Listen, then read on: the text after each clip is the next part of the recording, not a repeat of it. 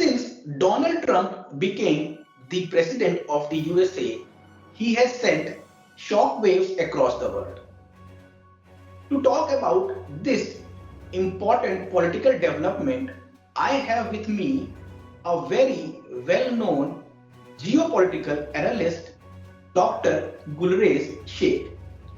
Mr. Sheikh, welcome back to my Monday Talk interview series once again. Thank you, Anurag. My first question is Mr. Donald Trump as the president of the USA. Well, Donald Trump is Donald Trump, and we have seen it many times that he's unpredictable. But yes, he's unpredictable in some things, but the unpredictability has also become somewhat predictability. That he gives shock first and then bargain. He starts bargaining from the very high end, and then he will come on some middle ground and settle there. So there are some things with him. But I think he's a breath of fresh air in United States of America away from the deep state, because the world, I think, in so many past years post World War II and especially after 1991, the dismantling of Soviet Union, the world has become very much accustomed to the working pattern of the deep state of United States of America, and now this guy is something different. He is his own. He might be having an ideology, but he doesn't have any ideology. So he is not a typical guy. He's a different type of leader. And he has definitely sent some very big shock waves from Denmark to Canada to Panama to elsewhere as well. But I'm not seeing him working on all those issues. And even when it came to tariff on Canada, Mexico, and China, he took one step ahead and two steps backwards. So he also understands that there is some limit of power in this world, and there is limit to the power of the President of United States of America as well. And he has many battles to fight, and most of them are within the system of US, because if he is trying to dismantle the deep state, he has to fight a battle there inside as well. So he will have to take the calls of geopolitical issues, but more than that, he will be occupied in next 4 years or upcoming 4 years in office tenure, fighting with the deep state if he really want to dismantle them.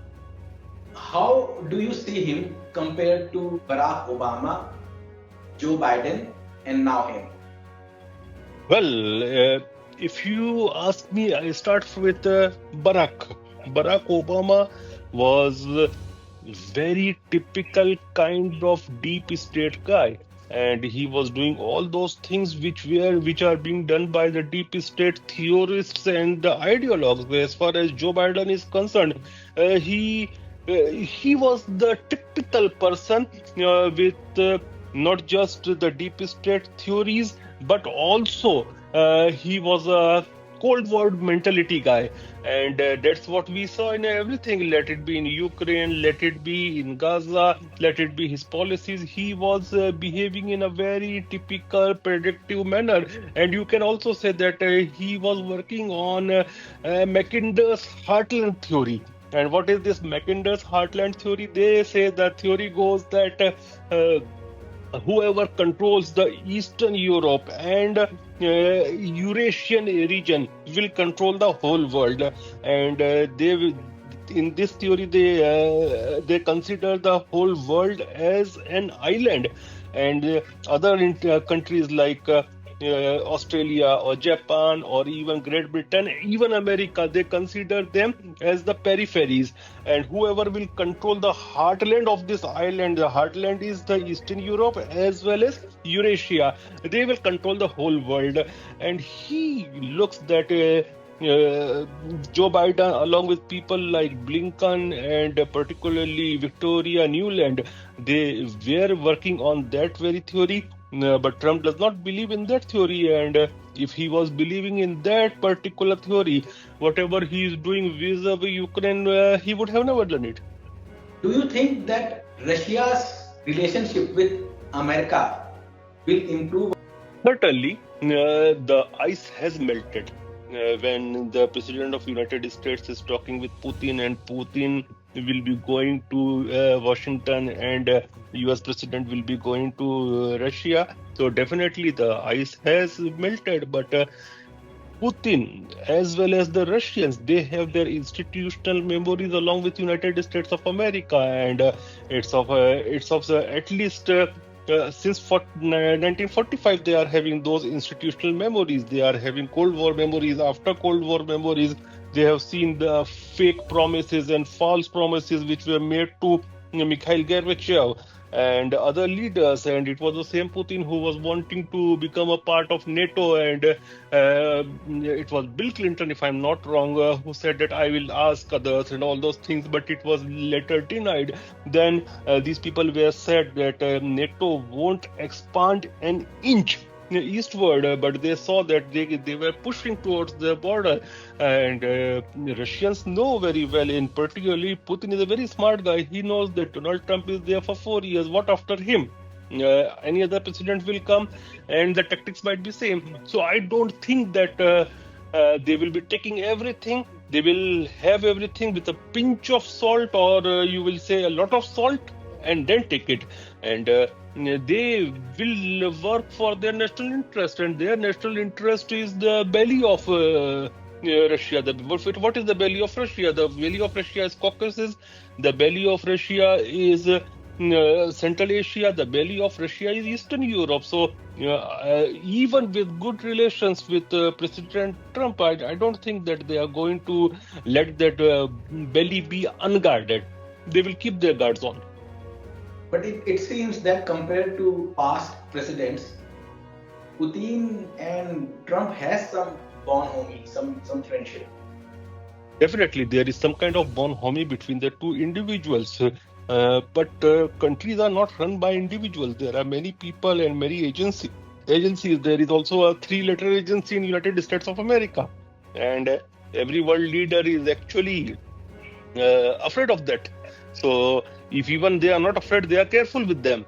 So they will think on many aspects, and then they will take decisions. But 4 years is not something which makes history or write history, because countries work on long terms. They paint their picture on a larger canvas, not on a smaller canvas. So that canvas will be a bigger canvas. Two major wars are going on in the world. One at Gaza border and the other one Ukraine, Russia. So do you think there will be some solution? It looks like. See, before coming to office, he made ceasefire in the Middle East area, and whatever kind of ceasefire it was, but it is a ceasefire. People are not being killed like they were some weeks back. So he has actually made some kind of ceasefire when it came to Middle East. How long it will last depends on many factors. There are lobbies, then there is Israeli politics, then there is Jewish politics in United States of America, then there are Arab lobbies. So all those things you have to consider. Plus defense manufacturing complex is there. But the good part, it looks like that Trump is not very much affiliated with that defense manufacturing complex, because his power is coming from these people of new generation who works with internet and internet of things and artificial intelligence and social media. So his money is with people like Elon Musk and Google, and even it looks like Mark Zuckerberg is doing some kind of I will use the very Indian term prashchit. He is doing confessions, because whatever he did with Trump during his previous election was really bad with him, and he was working with the three-letter agencies and Democrats and Joe Biden full time, and whatever was done vis-a-vis that laptop affair of Hunter Biden, and those news were actually suppressed by Facebook. So now it looks like he is also doing some kind of confessions, I will rather say. As far as the Ukraine war is concerned, I think that war will be over soon. And anyway, Russia has actually won that war. Ukraine has lost almost 30% of its territory and lot of manpower. That war is just continuing because of US arms and money. And once Trump has decided that he is not going to give them arms, and he has already arm twisting Zelensky very badly. He called him a dictator. He called him unelected. All those things, a mediocre kind of comedian.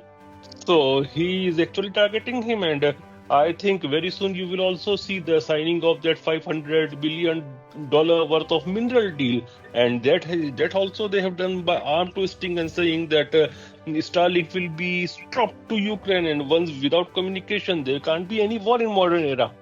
So all those drones and all those satellite connectivity will be over with Starlink. So he's using heavy tactics with Ukraine. Trump trying to expand America's territories up to Canada? I think he wanted, but he's also giving a hard bargain for money and all those things. But if he tries to do it, it won't be easy for United States of America as well. And rather, I will say the empire will start collapsing. Why I say that? If you look at the world history, you go to the Roman Empire and even before them, empires collapse when they expand beyond limits. And number one. Number two, when they overcommit to wars or they lose their allies. And what will happen? Their borders will expand exponentially. They will go up to reach up till the border of Russia almost. Then people of Canada, they won't be very much friendly to them. Plus, they will lose allies very badly because you look, Canada was not just an ally, it was a brotherly nation for them. Similarly, if you look at Denmark, if they want to take Greenland, Denmark was the founding member of NATO, and you can say one of the most loyal ally of United States of America. If you start annexing territories of your own allies, if you start putting tariffs on your own allies, then you lose your allies, and in medium term to long term, the empires collapse like that. When they don't have ally, when they overcommit to wars, and when they expand exponentially, they collapse. You have been doing political analysis since quite a long time. What do you think? Ukraine should be part of Russia, or Ukraine should be a separate country? Talking very frankly, both are the Slavic countries and both are the brotherly nations in one way. But if you talk about Ukraine joining Russia, whole soul Ukraine cannot join Russia. Because if you look at the western part of Ukraine, they are very Europeanized and pro-European people. But if you look at the eastern part of Ukraine, they are very pro-Russian and Russian-speaking people. So you can divide Ukraine into two parts. One is the pro-European western part, which will never, I think, join, at least with their own goodwill, they won't join Russia. Eastern part, a lot of it has been annexed by Russia and has been constitutionally made part of Russia. So that territory is already gone and is a part of Russian territory now. Your comments on Zelenskyy as a leader? I don't consider him as a leader. I think he is a product of the deep state of United States of America. Remember in 2014, when all that Maidan movement and color revolution was there, the puppets were installed instead of democratically elected Ukrainian leaders. And Victoria Nuland was at the helm of the affairs in installing these puppet regimes and destabilizing the elected governments. So this guy also looks like the same, and look at the amount of money which is not being audited. So there was influx of lot of money, lot of corruption, and what leadership? You see, you just turn the media files. and you will find that just 2 years or 2.5 years back, and now it has been 3 years since the war started. Uh, Actually, Ukraine and Kyiv became almost like you can say pilgrimage spot of Western leaders, because it was being propagated or prompted like that by Joe Biden administration. Then this guy was called to address G7 meetings and other big shot meetings in Japan and other countries. But once the administration changed, nobody is looking at him. And his ratings, I don't think they are great even in Ukraine. This guy, I think, within few days to within few months, he will leave the country, and he may go to some place like Australia or New Zealand or even Dubai. What we can expect from President Donald Trump in the coming days? Expect the unexpected from this guy, because he is not a typical politician and he is not a person with any kind of ideology. His ideology, So that's a good thing or a bad thing? sometimes it's a good thing, sometimes it's a bad thing. It's very unpredictable. If you don't have any ideology, then you become unpredictable. And if you look at his life, he has been a U-turn guy. He says something, he does something, but his major contribution can be the dismantling of the very bad deep state of United States of America. And I think his at least 2 to 3 years will go into that, and that will judge his legacy. What will happen to Gaza war? It's also unpredictable right now, because Middle East is a region where anything can happen anytime. And it looks like Netanyahu is not happy with the kind of ceasefire which has happened, so he will try his level best to stop it somewhere. And if Trump wants, then he cannot stop it. If Trump does not want, then definitely the ceasefire will go in the drain. In this war between Israel and Gaza, there are some countries, some people supporting Israel, some are supporting Gaza. So what do you think? What is the real cause of problem in this Gaza section? It is the same problem which happens everywhere, wherever the British rule was there. And especially British, but also other colonial rules. They made the boundaries in a way that they created permanent problems every place in the world. You look in our subcontinent, the way the borders were created by Britishers. Still we are facing the problems due to those very borders. You look at whole Africa. Whole Africa was either a French colony or a British colony, and they made borders with straight scales on the map.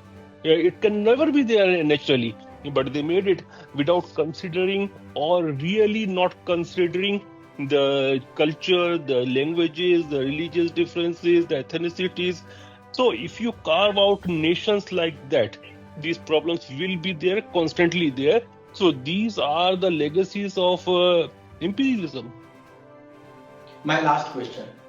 Trump's impact on South Asia. Oh, Trump's impact on South Asia. This guy looks somewhat actually softer on China right now in this term. But we don't know, because it has been just a few weeks. But he won't be bad for India. I don't think that, all these rhetoric and all those things, forget it. But policy-wise, I don't think that he will be bad for India. It looks like he has got some kind of understanding with Chinese. Well, beyond that, he don't have any interest in countries like Bangladesh or Nepal or even Sri Lanka. So they will be under India finally. And with Pakistan, US will take the same line. They won't leave them, but they won't leave them. They won't leave them free, but they won't leave them.